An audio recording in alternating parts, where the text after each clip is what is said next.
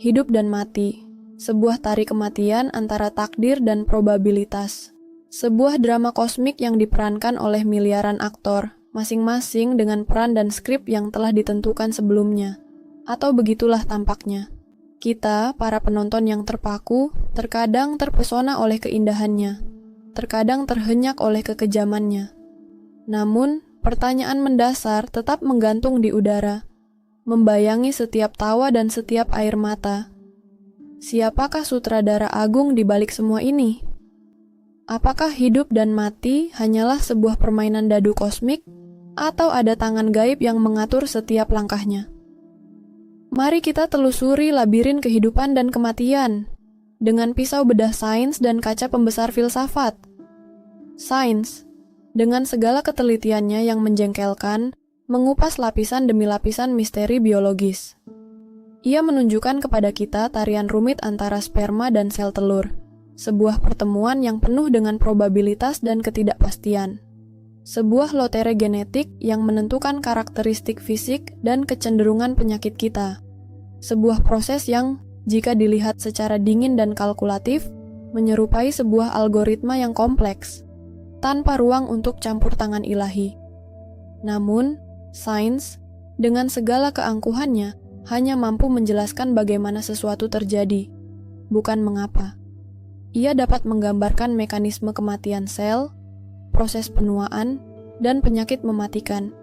Tetapi ia tidak dapat menjawab pertanyaan fundamental tentang makna kehidupan dan kematian.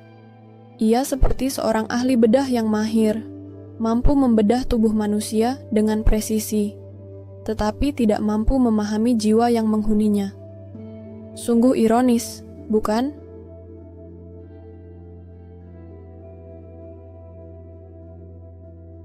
Disinilah filsafat masuk dengan segala kerumitan dan ambiguitasnya yang mengasihkan.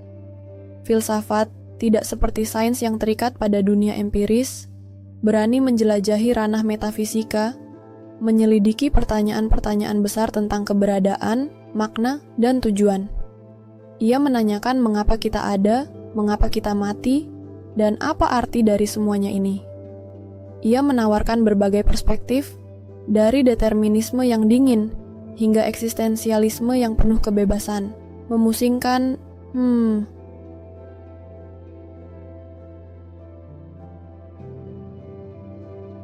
Dalam konteks hidup dan mati, filsafat menawarkan kerangka berpikir yang lebih luas.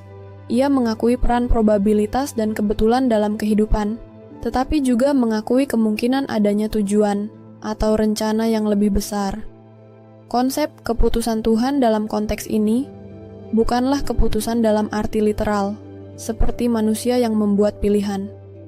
Lebih tepatnya, ia merujuk pada sebuah rencana kosmik, sebuah tatanan yang lebih besar yang melampaui pemahaman manusia. Menarik? Kematian, dalam perspektif ini, bukanlah akhir dari segalanya, melainkan sebuah transisi, sebuah pintu gerbang menuju realitas yang tidak diketahui. Ia adalah bagian integral dari siklus kehidupan, sebuah proses yang diperlukan untuk menjaga keseimbangan alam semesta. Mungkin ini sedikit menghibur. Namun, pertanyaan tentang keputusan tetap menjadi tantangan. Sains dan filsafat, dengan metode dan ruang lingkupnya masing-masing, fokus pada proses dan mekanisme daripada pada keputusan dalam arti agen yang membuat pilihan. Sains menjelaskan bagaimana sesuatu terjadi, sedangkan filsafat menyelidiki mengapa dan apa artinya. Keduanya dapat menjelaskan proses biologis kematian, atau menyelidiki makna filosofis kehidupan, tetapi tidak dapat secara definitif menjawab pertanyaan tentang siapa atau apa yang membuat keputusan tentang hidup dan mati, kecuali jika keputusan itu didefinisikan sebagai hasil dari proses alamiah.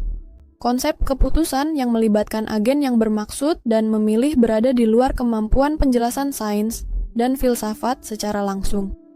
Kembali pada pertanyaan awal, apakah hidup dan mati adalah keputusan Tuhan? Jawabannya, seperti banyak pertanyaan filosofis lainnya, tidak sederhana dan tidak pasti. Sains menunjukkan kepada kita kompleksitas proses biologis yang menentukan hidup dan mati, sementara filsafat menawarkan kerangka berpikir yang lebih luas untuk memahami makna kehidupan dan kematian. Keduanya, meskipun berbeda pendekatannya, mengarah pada kesimpulan yang sama. Ada banyak kemungkinan antara hidup atau mati sejak awal bertemunya sperma dan sel telur. Janin, bayi, remaja, dewasa, dan tua, semuanya berada dalam perjalanan yang penuh dengan probabilitas dan ketidakpastian. Keputusan Tuhan, jika kita harus menggunakan istilah tersebut, bukanlah keputusan dalam arti manusia yang membuat pilihan, melainkan sebuah rencana kosmik yang melampaui pemahaman kita. Ia adalah misteri yang mungkin tidak akan pernah terpecahkan sepenuhnya. Namun, misteri itu sendiri justru yang membuat kehidupan ini begitu menarik dan penuh makna. Mungkin sedikit menenangkan ya. Jadi, bagaimana menurutmu?